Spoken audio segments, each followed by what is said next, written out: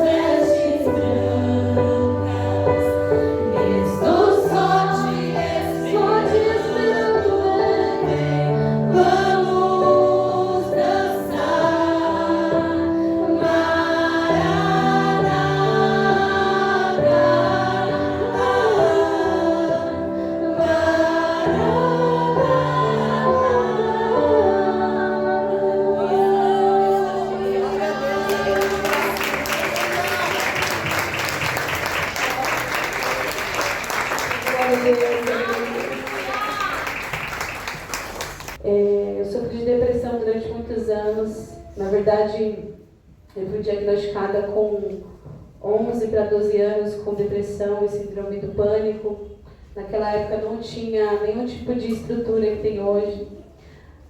E muitos anos passaram, eu conheci Jesus aos 13 anos, aí parei de tomar medicamento, parei de ir para o médico. Naquela época a gente misturava muito, né? Tinha muita religiosidade em relação a isso. E o tempo se passou, eu me casei, eu sou pastora aqui junto com meu marido, na EBTM, nós pastoreamos aqui em cima da lotérica. E estava pastoreando já com os meus filhos, já tinha filhos, eu voltei a ter crises. E naquela época eu não tinha noção do que estava acontecendo. Para mim não era crise, era qualquer outra coisa, menos crise de ansiedade, de pânico. Quem já teve sabe como é terrível essa experiência, né? Uma experiência de morte. Parece que vai morrer, uma sensação que vai morrer. Enfim, muitos anos passaram. E aí eu cheguei, acho que na época da pandemia, eu cheguei a ficar isolada completamente da minha família. Não por conta da pandemia, quando já tinha acabado, já estava todo mundo se comunicando, eu não quis mais entrar em contato com ninguém. Tranquei a porta do meu quarto e eu não tinha mais contato nem com os meus filhos, nem com meu marido, nem com ninguém da minha família. Troquei de número e ali eu pedia todos os dias a morte, porque o que eu sentia era uma dor de luto sem fim. E por muitas vezes eu escorregava da cama, dobrava o joelho e eu orava e eu falava: Senhor, eu não vou me matar porque eu tenho medo do inferno, mas eu peço que o Senhor me leve. E eu orava muito pedindo para que o Senhor me levasse.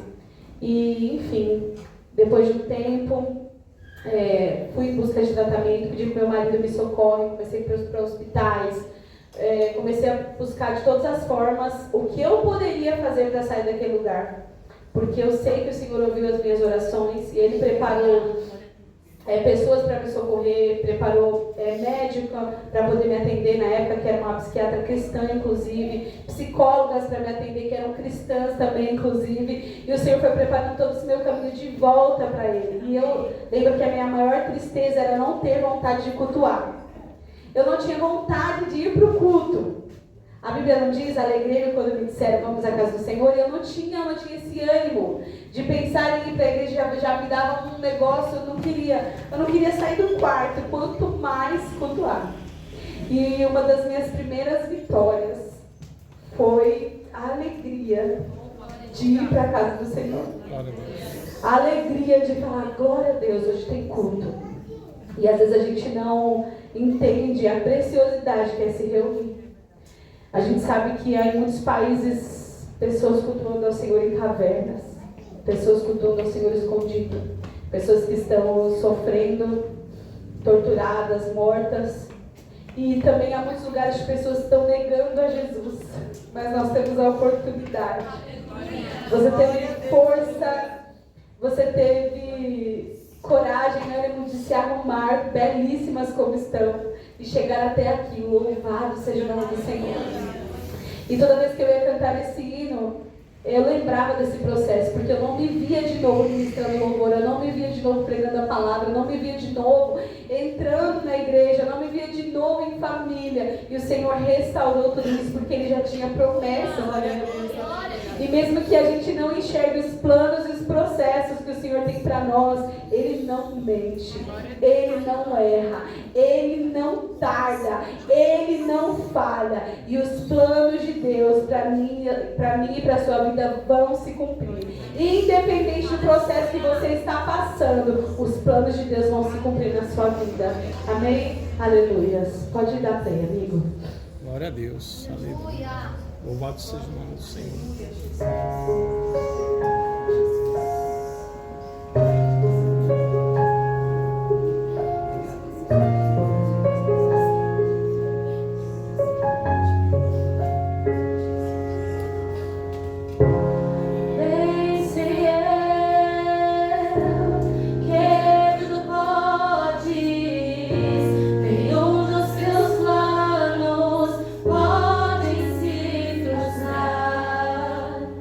A vontade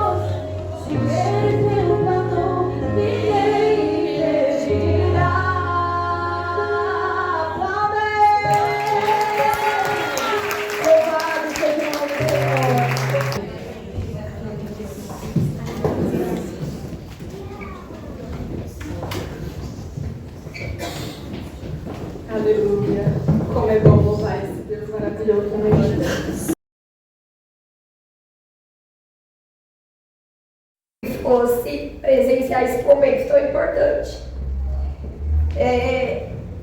Eu só queria falar um pouquinho com vocês aqui em Gênesis 12, 1. Quando Deus chama Abrão, né? Então o que ele disse? Sai da tua terra, da tua parentela e da casa de seu pai, e vai para a terra que te mostrarei. Eu sou filha única, eu sou do interior de São José do Rio Preto, e eu deixei os meus pais lá e vim embora para Cajamar há 12 anos atrás, sozinha, sem saber onde ficava Cajamar. Mas ele me mandou vir. Na época eu não entendia nada, hoje, claro, eu entendo. Um ano depois eu conheci o meu marido, aquele quem eu tanto pedi a Deus. Nos casamos, né? Estamos juntos há 11 anos, 7 anos casados. Temos o Pedro, nosso filho amado, desejado, com 5 anos, que deve estar correndo por aí. E aí, quando as meninas me convidaram para esse testemunho, eu falei, claro, vamos lá, né? Tô empolgada, adoro falar, falo muito, sou desenrolada até. Aí hoje a Josi falou, você tem 10 minutos. Eu falei, meu Deus, o que eu vou falar em 10 minutos? Eu tenho tanta coisa para falar que 10 minutos não vai dar. Mas aí eu comecei a pensar, eu não preciso contar todos os testemunhos da minha vida. Eu preciso contar o que vem acontecendo comigo de 2 meses para cá. Mas voltando só um pouquinho antes, há 1 ano e pouquinho, eu falo que Deus coloca pessoas maravilhosas na nossa vida, no nosso caminho, né? Assim como colocou meu marido, meu filho, colocou a Carolzinha no meu caminho, que me adotou como uma irmãzinha e veio trabalhar comigo. Um dia, num sábado, a gente conversando à noite, eu não sei como, mas Deus planejou tudo muito bem e ela vinha sempre me convidando para estar aqui. E aí, num domingo, eu estive aqui. Meu marido tinha ido viajar, coisa que nunca acontece, ele viajar sozinho. Eu com meu filho em casa, falei, pois eu vou. E viemos, eu e o Pedro. E, claro, cheguei atrasada, como tudo na minha vida. E a Carol desceu, me buscou, eu cheguei toda receosa, sentei lá atrás. E aí, no final do culto, todo mundo me recebeu super bem. O pastor David, olha, eu gostaria de agradecer a presença da Roberta, amiga da Carol, e eu já fiquei meio assim. Enfim, desde então, eu me sinto muito acolhida pela IBF. Participo do grupo das mulheres, que é uma bênção na minha vida. E eu sempre falava para as meninas, gente, eu não consigo ouvir Deus. Eu não consigo ouvir a voz de Deus, eu não consigo enxergar, eu não consigo entender o que Ele quer me mostrar a minha vida inteira, seguindo aquele caminho por conta própria, né? E eu, na verdade, no fundo, eu não acreditava que uma pessoa consegue ouvir a voz de Deus. Eu sou católica, batizada na Igreja Católica. A minha mãe presbiteriana, meu pai católico. Então, assim, eu nunca tive aquela coisa na igreja, estar presente, participando, né? Porque sempre um por um lado, enfim. Meu marido também católico, o Pedro, foi batizado na Igreja Católica com 1 mês de vida. Mas a gente não tinha, né, aquele contato mais com a Igreja Católica. E eu comecei a me sentir muito bem aqui. Eu comecei a sentir a presença do Espírito Santo aqui. E aí, mas até então, né? E eu lá, não consigo ouvir nada, não consigo enxergar nada, não estou ouvindo, meu Deus, abra meus ouvidos. Até que, há 2 meses atrás, eu venho sofrendo com algumas palpitações no coração, não é de agora, já tem uns 3 anos por aí, mas até então eu convivia muito bem, sempre cardiologista, tudo muito tranquilo, sofrendo com crises de ansiedade, e aí eu me identifiquei muito porque há 2 anos atrás eu fechei o meu diagnóstico para o TDAH, então comecei a tratar tomando medicações e aí tudo mais. Mas um belo dia, uma sexta-feira, passei mal o dia todo no trabalho. No final do dia eu cheguei em casa com muita dor no peito. Falei pro meu marido, eu estou infartando. E parecia que estava amarrando o meu coração, né? Eu falei, essa dor eu nunca senti, eu sinto palpitações, mas dor não. Ele falou, a gente vai para o hospital agora. E fomos, né? Em casa só nós três, vamos à caravana, né? Os três, vai ter a criança junto, fomos para Jundiaí. E aí cheguei, contei pro médico o que estava acontecendo, ele falou o seguinte, eu vou abrir um protocolo para dor torácica e você vai ser acompanhado aqui na emergência. Tá bom, até aí tudo bem. Entrei, já fiz o elétrico, eu já estava super acostumada a fazer, já colocou o acesso no meu braço, já tirou sangue, já me mandou para uma sala com um monte de gente, enfim. Meu filho e meu marido na recepção, 10 horas da noite a gente lá ainda. Aí meu marido ligou para minha sogra e meu sogro que moram em Pirapora, as pessoas mais próximas para nos ajudarem, foram buscar o Pedro e aí o médico falou, você vai ficar internada. Eu falei, não, vai ficar internada. E me lembro que eu queria levantar da cama para ir no banheiro, o enfermeiro não me deixou levantar. Ele falou, você não pode levantar, você está em observação. Eu falei, não, deixa eu te falar uma coisa, você não está entendendo. Eu só estou aqui porque eu preciso descansar. Eu estou super bem. E aí a minha pressão sendo aferida o tempo inteiro, meus batimentos, eu falei, é o seguinte, você vai tirar isso aqui do meu dedo, você vai tirar isso aqui do meu braço e eu vou no banheiro. Ele falou, não, você não vai.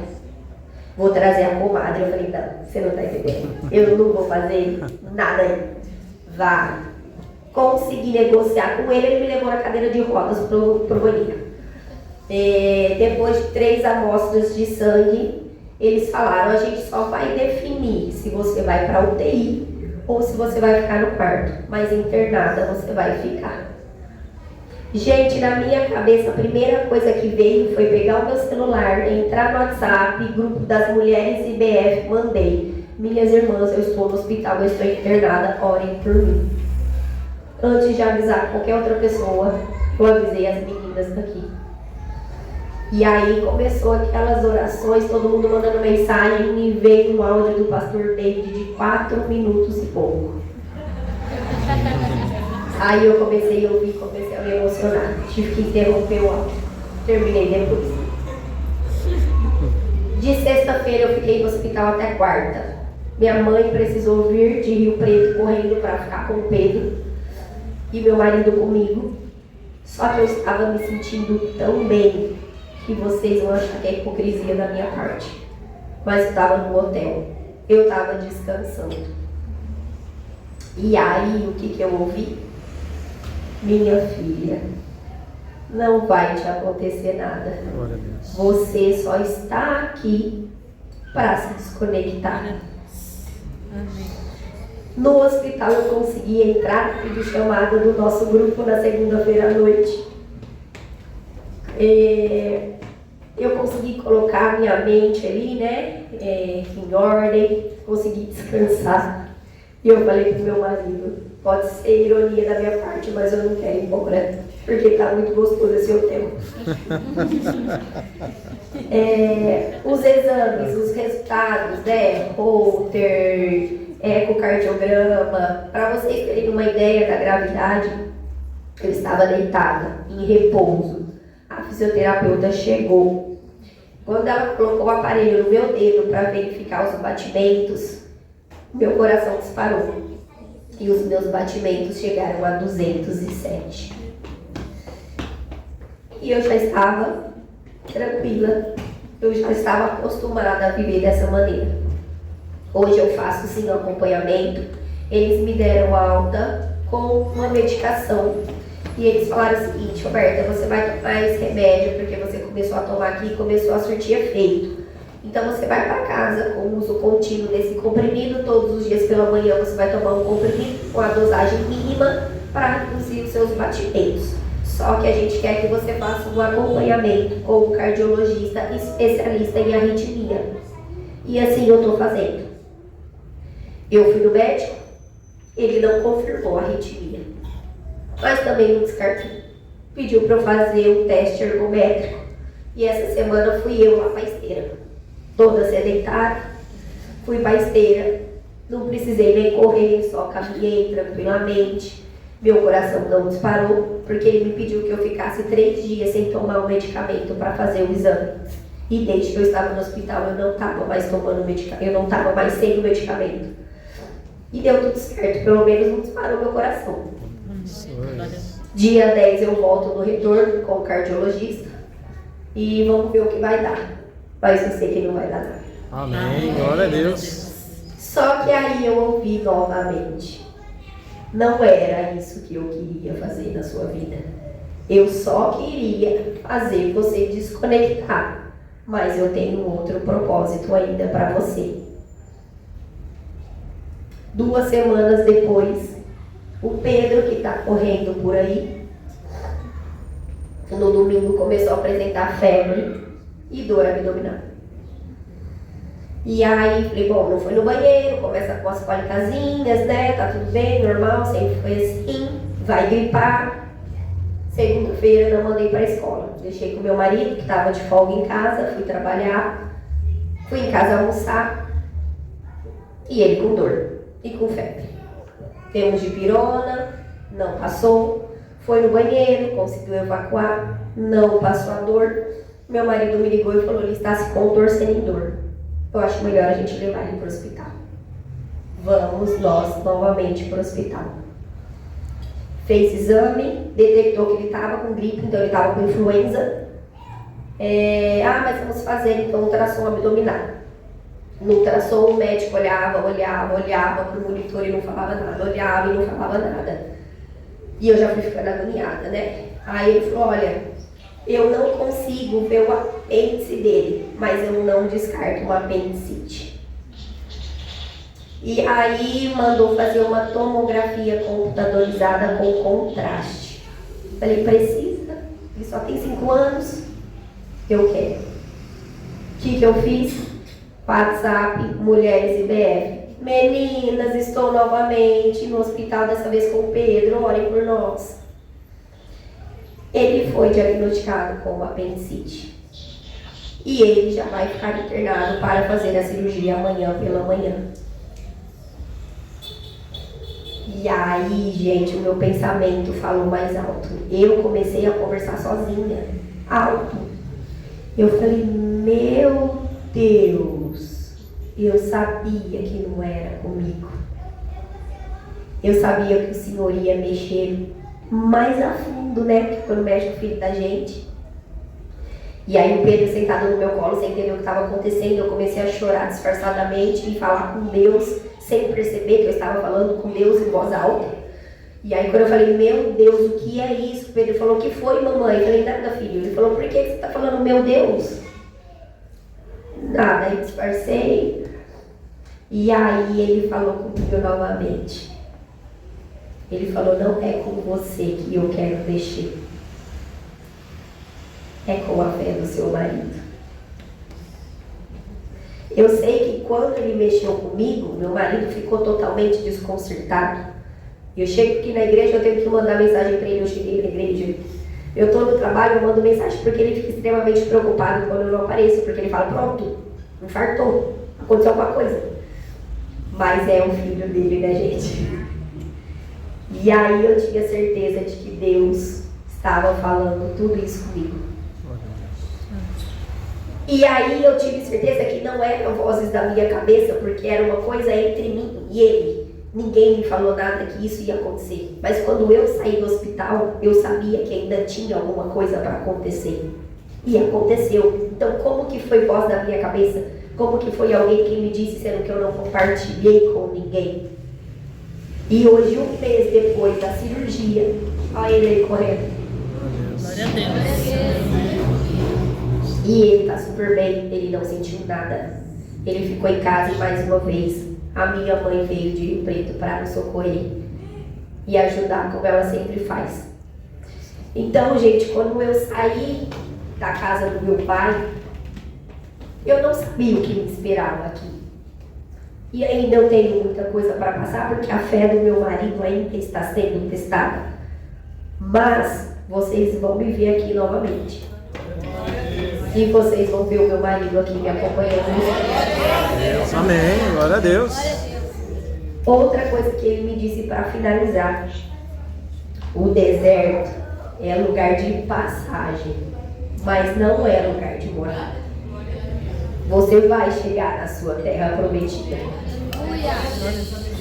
E antes de ouvir tudo que eu ouvi, No primeiro culto que eu vim da IBF esse ano, a gente tirou férias, né? Fomos para Rio Preto, voltamos em janeiro.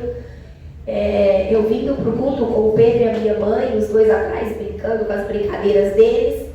Eu ouvi, na verdade foi a primeira coisa que eu ouvi. Como que você quer que eu faça o que você está me pedindo logo, sendo que você se atrasa para chegar na minha casa? Naquele dia, no primeiro culto de 2026, eu cheguei na IBF junto com o pastor. Eu estava entrando, ele estava dentro do carro. Não teve mais nenhum culto de 2026 que eu cheguei no meio do culto. Eu chego atrasada em outras coisas. Eu chego atrasada no meu trabalho. Eu chego atrasada em médicos e exames. Mas no culto, para me encontrar com o Senhor, jamais. Glória a Deus. Porque eu entendi que Ele existe sim. Porque por mais que eu falasse que não, no meu interior, eu tinha ainda essa dúvida. Então eu tive o meu encontro com Ele e eu entendi que a minha fé é alimentada todos os dias por Ele. Eu estou bem, eu estou me recuperando, estou seguindo com o meu acompanhamento, mas eu tenho certeza que eu não tenho nenhuma doença no meu coração, a não ser um nível de estresse muito alto, porque eu estou numa sobrecarga no meu trabalho. Inclusive eu estou tentando fazer uma transição no meu trabalho, porque eu não estou tendo qualidade de vida. Mas a única coisa que eu pensava quando eu comecei a passar mal, eu estou infartando, eu vou morrer, e qual é a lembrança que o meu filho vai ter de mim com apenas 5 anos? Mas ele me alimentou e sustentou a minha fé, para eu entender que eu vou viver muitos anos da minha vida ainda, para eu poder partilhar com o meu marido, que eu sempre pedi a ele que fosse um homem bom, íntegro, trabalhador, e ele é muito mais do que um dia eu pedi a Deus. Então hoje, quando eu acordo, eu não tenho coragem de pedir mais nada a Deus. Mas a primeira coisa é agradecer por abrir os meus olhos em mais um dia. Amém. E é isso, eu acho que vai ser de 10 minutos. Muito obrigada. Deus, amém. Que Deus abençoe, gente.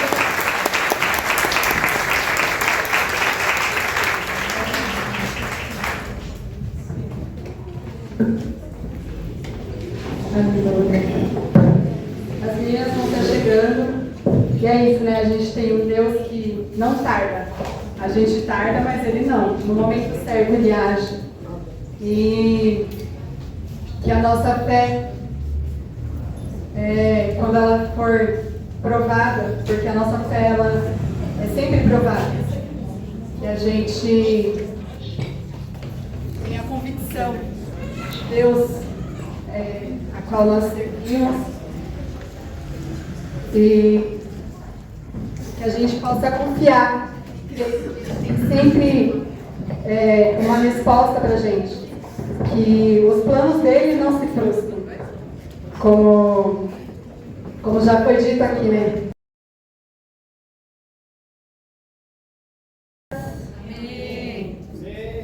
Ah, gente, mais ânimo, né? Vocês são mulheres, vocês são animadas, eu quero ouvir uma paz tão forte, assim, tão alegre, porque eu sei que vocês são alegres. Então, a paz do Senhor, mulheres lindas. Amém!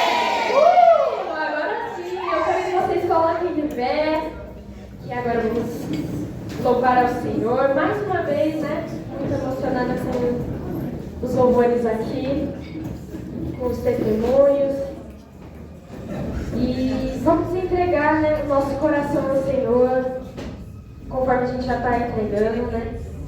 E com esse tema, né, Jardim Secreto, eu quero só ler um versículo que está em 2 Coríntios 2,15, que diz assim: sejamos para Deus o bom perfume de Cristo, exalando a sua presença e alcançando os corações. Amém?